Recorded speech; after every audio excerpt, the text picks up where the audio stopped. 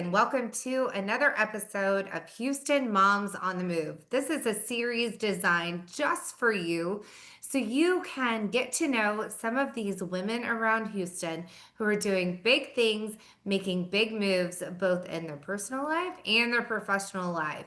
It's designed to inspire, engage, and encourage you, especially if you're in the trenches of this thing we call motherhood.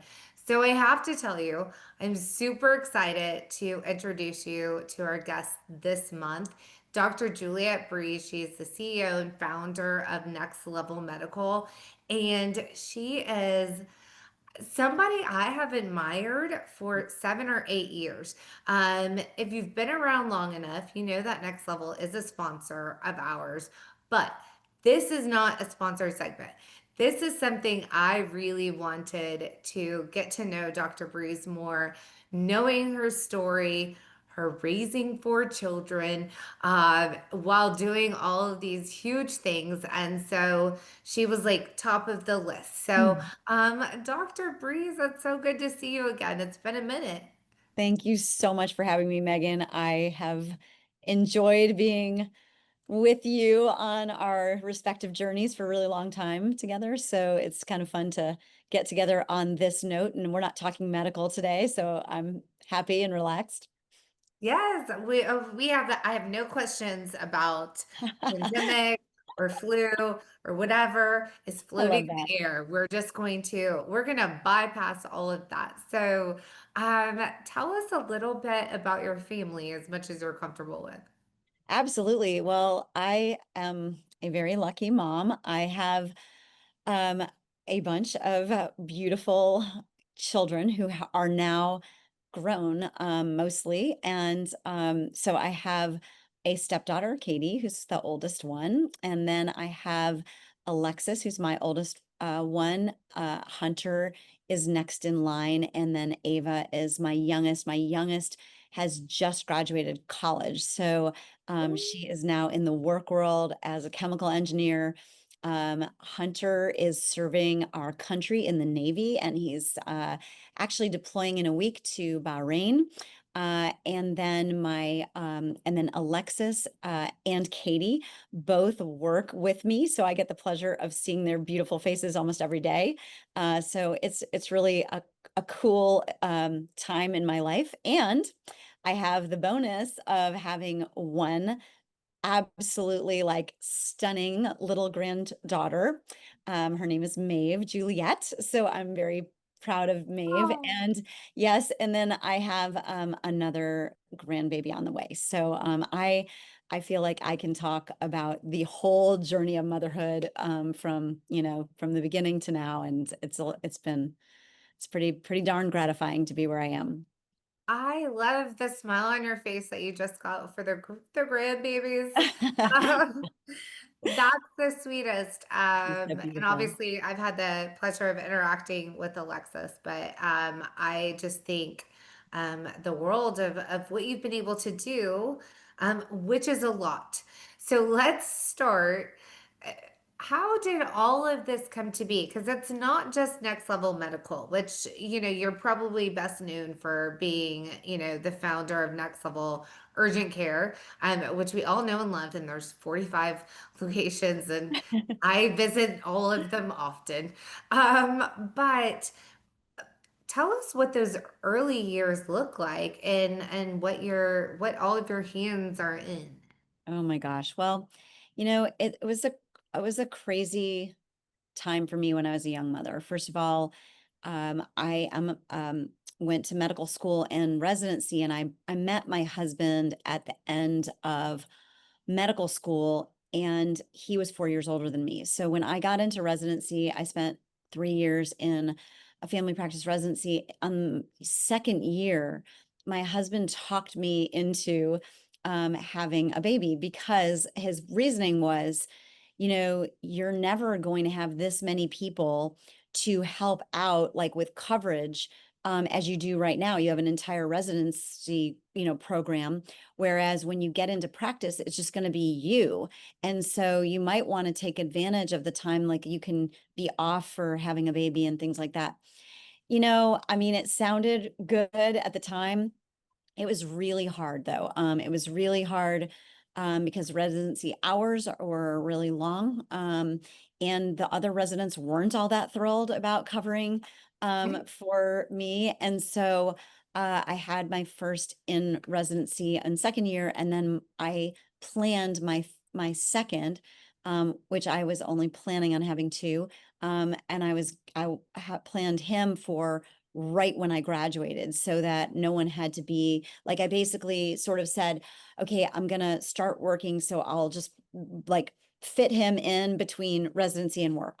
So here I was. And of course, my husband came into our marriage with a daughter already. And so we were sort of managing all of these little, visits and all the activity that happens with little teeny children. And that was, I'm just gonna say, I think it's a big blur. It was very busy. And I think it was pretty stressful. I got called a lot at night. I was with my first baby, I had an outsourced solution for childcare, and this woman was a saint, and she would take Alexis when it was like 11 at night and I got called in, and I would take her in her little basket and drop her at the babysitter's house at 11 at night, and then come pick her up in the morning when I got done with my shift. So it was too hard. And we very quickly decided that we needed a live-in. And that was a very hard decision because I wasn't making very much money. So my entire salary went to paying a live-in. But I felt like it was an investment Mm. because my career was really important to me, and having my children feel secure and safe and not having to yank them out of their beds at night was way more important. So I got really, really lucky because the person that came to do that job for us stayed for 16 years. And honestly is still babysits my dogs to this day. And she is just this wonderful woman who we were very we were very tight in terms of like what we both believed how children should be raised. And so she never did anything that I wouldn't have done myself. I felt really good about the boundaries she set.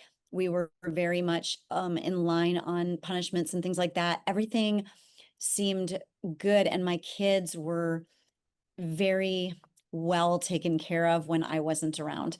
And so I think that was a very important factor in raising, well adjusted children was, we were never at odds with each other. And yeah, my husband was pretty much a hands-off father. So it was me and Patty, and we were like raising the kids. So yeah, that was sort of the story of that. Well, and I mean, what a gift to give yourself that you can go and focus on your work and know that your children are being taken care of when you're not there. So, Yeah. um, that being said, like, how did you, especially as they got older, because how did you talk to them about your career and like why this was important for you? But not that they were less important, because I think that's what a lot of, like, the It's guilt so will hard. The you know mom guilt is so terrible. It's like the worst thing in the world. And for sure, I um was always worried because I had a wonderful mother. My mom was a teacher, so she only worked when I was in school, and Mhm. she was home all the time when I was home. And I always felt like I had just this incredible, person, and I wanted to be that for my kids too. And so I my job, because I was the boss, I was flexible to run to school assemblies and do things that maybe other people might not even be able to do because they're not able to get off of work for that stuff.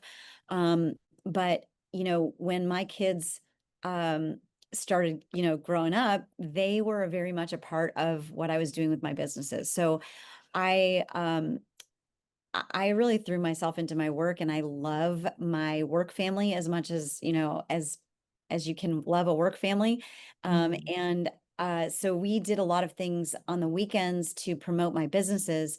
And my kids were always involved with that. They came to health fairs. They came to, like, we did a lot of community events where we were, you know, out there giving away things and letting people know about us. And so my kids were part of that. They would go out and hand out brochures, and they would blow up balloons, and they would, do those things, and they could see, what I was doing. It was very real to them. And then even actually before I started Next Level, the oldest would come. I would throw a lot of parties for my staff, appreciation things, and the kids were always right there in the middle of all of that. And so they never felt like they weren't a part of my professional Mhm. life. They understood it.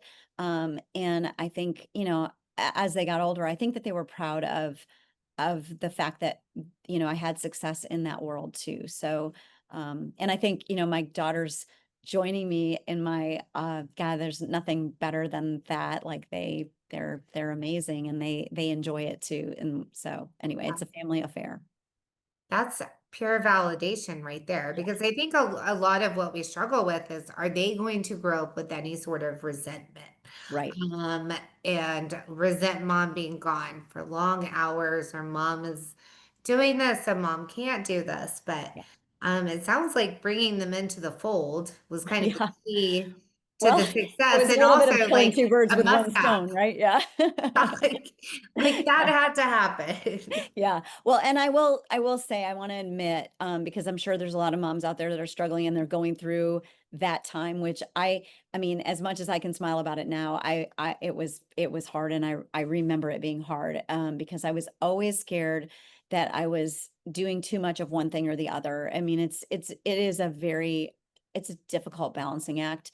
But what I will say is that, um, I think that, um, we as moms put a lot of pressure on ourselves, and our kids are not counting the minutes that we're together with them. They are counting the quality of the time. And if someone would have told me that earlier, I think I probably wouldn't have believed them. But actually, like, now where I am, I can see that, I mean, they remember special times and things. And I mean, I remember feeling like I was always constantly pulled, but I didn't do a lot of things that were for me during that time. Like, it was them or work, and there wasn't a whole lot of me time going on when they were young. And that it got a lot better as I got older and they got older. But yeah, I mean, there's only so much time in the day, and you kind of got to make your priorities. Yeah, I love that statement of they're not setting a stopwatch and being Yeah, like, they're not like, Mom, you only gave me an hour today. Yeah. they really are remembering that. And I'm seeing that more and more with my 15-year-olds. I have a boy girl, 15-year-olds. We just started high school, and Oh, so fun. yeah. That's a whole other podcast. Yeah. But I sat with my daughter yesterday, and we just chatted Yeah.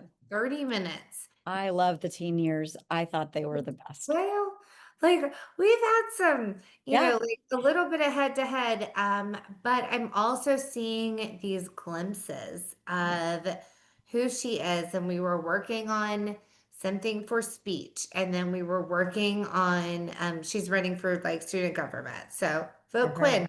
Um, but she was working on the speech, and then we were talking about like this new boy, as we do. And um, but it was 30 minutes that we both walked away with a smile. And we didn't need this Incredible. whole big planned out day Yep. that, inevitably might fall into like some chaos, Yeah. or like everyone's tired, nobody wants to go downtown, and like, That's right. whatever. And so taking those little moments, I think, is really important. I mean, I think about it all the time. I have a very close relationship with my son. We talk like, every day or two. And he's, full grown man with a wife. But I feel like a foundation was set when he was in Little League, and I would drive him to his games, and he was just in the car with me, and we had a 30-40 minute drive to the game, and we just, became friends. And then when he got into track in high school and they had to be there at 5 a.m. and I was driving him at 5 a.m. until he got his license, Yeah. that those were times. And I feel like, locking your kid in a car where they don't have any, option but to talk to you is like, really, really good for relationships. It is, and because and you don't even really have to start the conversation. Sometimes you're No, just there and you're listening just to happens. music, Mhm. and they have thoughts in their little heads, Yeah. and they'll just be like, "Oh, by the way, mom," and I think the big key there, at least it is for me currently, is I don't ask too many questions.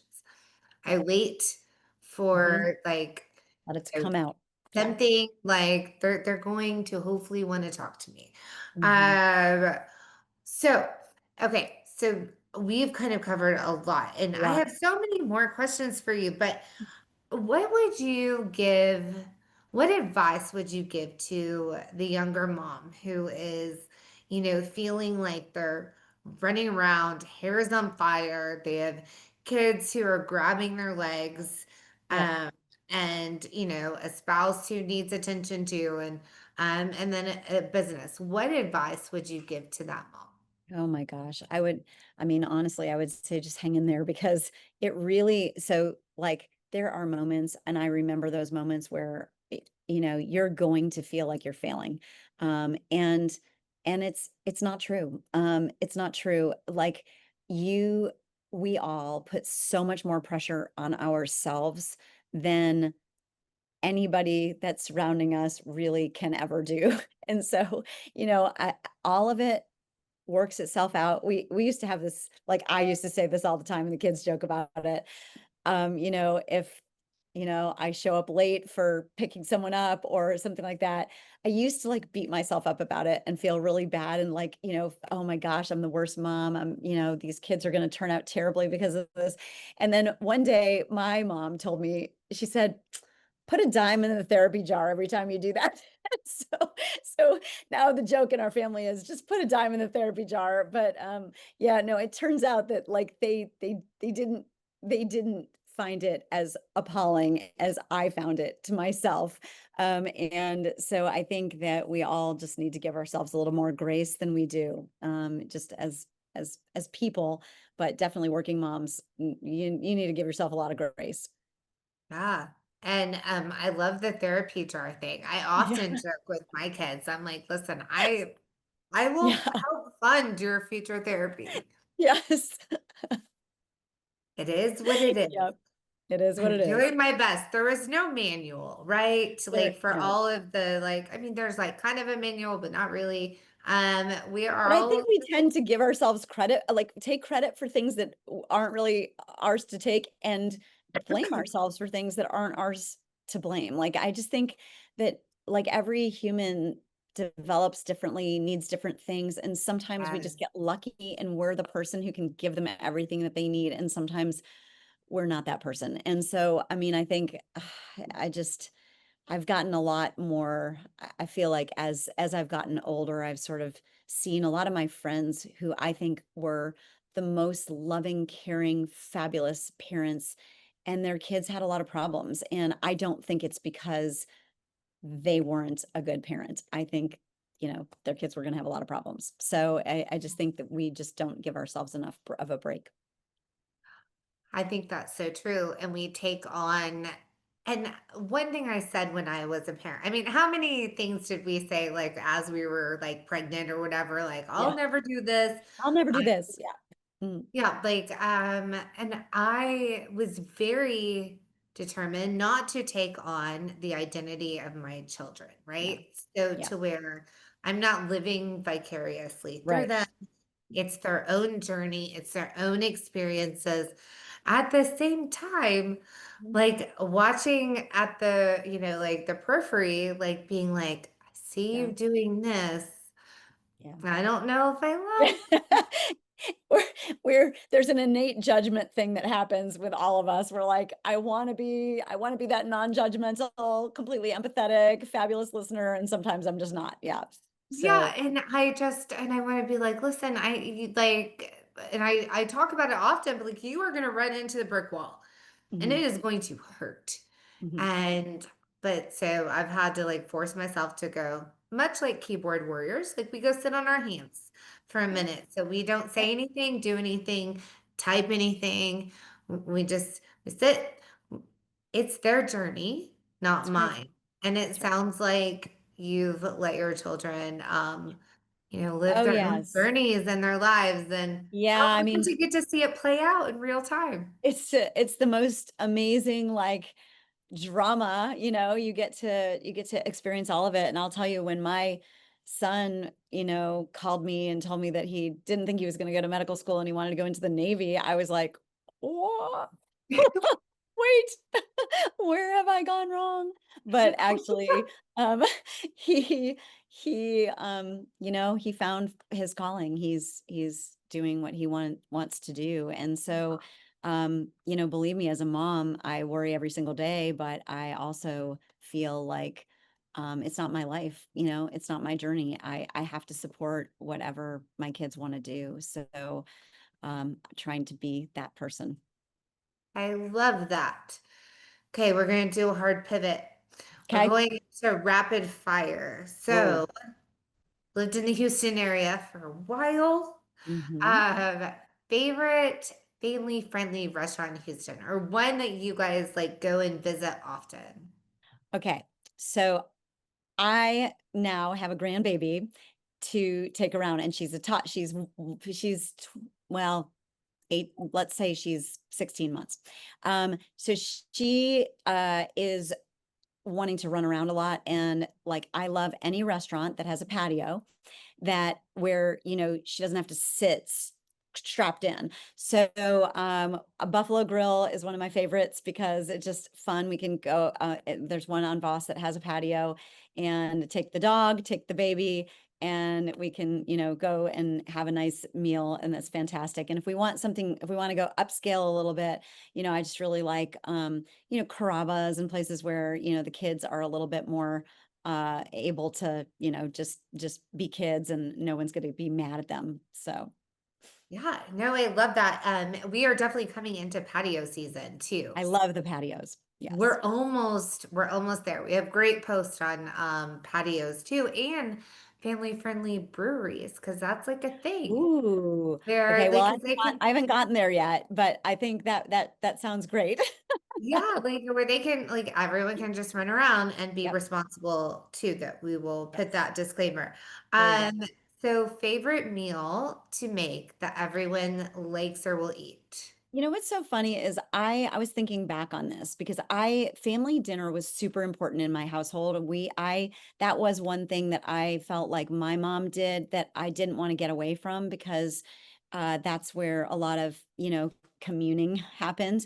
And Yeah. so I would run home from work and throw together family dinner, and everyone had their favorites, and we did some barbecue chicken and some Thai ramen kind of things. And but my kids, my go-to easiest thing ever in the world was just basically throwing some pasta in a pot, and then as soon as the pasta was done, you throw it back in the pot that you just threw the water out of with just a teeny bit of water, an egg, and some parmesan, and just scramble it up really quick, and it just is like this delicious comfort food pasta dish. And yeah, so my kids say I'm famous for this super easy meal that I threw on a lot when I didn't have time to do anything else. So Okay. So like it was like protein before protein was cool, right? Like yeah, yeah, egg and pasta. Who knew? you go. Favorite place in Houston to go with your kids, either now or before. So, I mean, it's still my favorite place. I bought a membership to the Children's Museum for Maeve, because it's just such a wonderful place, and I love that kids can run around and, learn if they want to, or they don't even realize they're learning and they're still learning, and it's awesome. I think Houston did a great job with their Children's Museum, and I actually think the one in Sugarland is also really good. Yeah, no, we love the Children's Museum. Yeah. They're always like, and they're always on top of all the holidays and special Right. occasions that we need to Craft. celebrate. Yeah, You know, everything. who doesn't want that like ball to drop like on New Year's Eve at like noon? Yeah. Like, makes so much sense. That's great. Okay, you spoke earlier about this. You didn't have a whole lot of me time when the kids were younger and you were doing residency and building these businesses. What do you do now for like me So and time? I will tell you, I went big on my me time after when my kids were like finally really launched. I have a friend who got into triathlon and she does Ironman. And so I called her up and said, I finally have the time because that's something that you have to train hours a day for.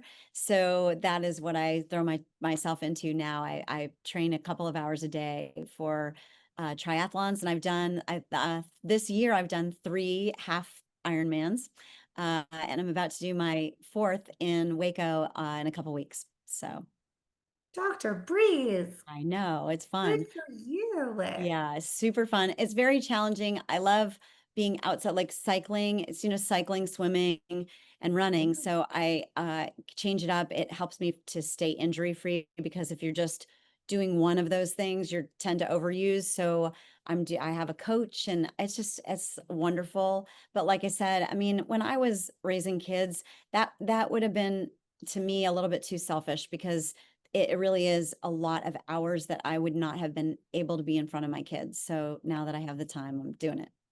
Yeah. Do you remember just maybe one thing that you would do to like, was there just like even like breathing deeply, Yeah. meditating? Like, Okay. Well, so you know what really, and again, I was a master at sort of, I guess, multitasking or killing multiple birds with one stone. But I, back in the day, it was extremely important to me to have some close female friendships. And I have a friend who has been my best friend for, 30 years.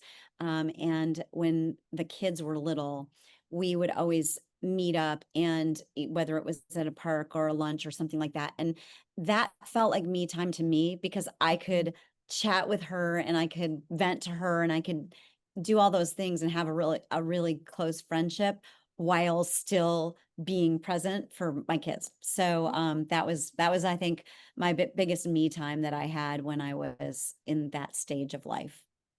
I love that so much. Our villages are everything. Yeah. And your Yes, village can look like a nanny, but like you need to also have those support of girlfriends.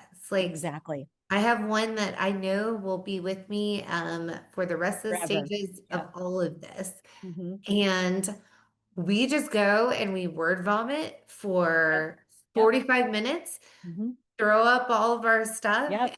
And then everything's better. Yeah. Hmm. yes, and then we just go back to life and we text Yeah. each other. We're like, we needed that. We That's needed right. that. Yeah. So encouragement to all the young moms out there. Find Yeah, make a your friend. Yeah, spend time with your friends because that is the one thing I will say is, when you have so many things pulling on you, that does can go and once you start feeling isolated and lonely, it's just a downward spiral. So I think if you want to protect your mental health, you have to do that. Yeah. oh, such good advice there. Last question, and it's like it's a doozy. And it's like what your favorite thing about being a mom. I mean I think my favorite thing about being a mom is this sense of pride that I have. I've never felt proud of anyone else the way I feel proud of my children. Like it's Mm. this really deep sense of, I don't know, just it's a joy that I can't, it's hard to describe. And that, I remember feeling it for the first time when I saw them the first time, and then it just kind of keeps going. You think you're going to lose, like it won't be there, but it's there even more now in as I see them like taking on all of the things of adulthood. And yeah, I mean, it's not like the pride of like, oh, look what I did. It's the pride of like I am so just in awe that these humans have found their way, and that I got to watch it and I got to be part of it. It's beautiful. I don't think there's nothing that I've done in my whole life that has been more, fulfilling to me than being a mom. So, Mm. I think it's such an honor, I think, to be on the journey. yeah, Um, that's right. and it's just to do our best, see them accomplish things, hold their hands in the trenches, and lift their hands on the mountain, or take a Yeah. picture. Because Yeah. I mean, I think that, if you are lucky in life to, feel like you helped anyone in any small way, I think that's a great feeling. So when you have kids, you get that automatic built-in ability to try to do that. I love it. I love it. This was such a fun conversation, and I'm It so was. glad we didn't even have to talk about strep or flu, any of those other Healthcare. things. Yeah, it's strictly just us and as moms, and I think a lot of your words resonated with me. I know they will with our listeners and viewers as well. So I know you're a busy lady, so I Mm. appreciate you taking the time out of your day to do this. So next month we will be back with another Houston Moms on the Move. But Dr. Breeze, thank you so much. Thank you, Megan. This was a great opportunity, and I'm actually hoping that there's a mom out there that feels a little bit better about their situation, after hearing this conversation. That is always our prayer with these episodes, that somebody feels a little less alone today. Yep. And I think we accomplished that. So Thank you um for letting me be part of that. oh, thank you. Until next month,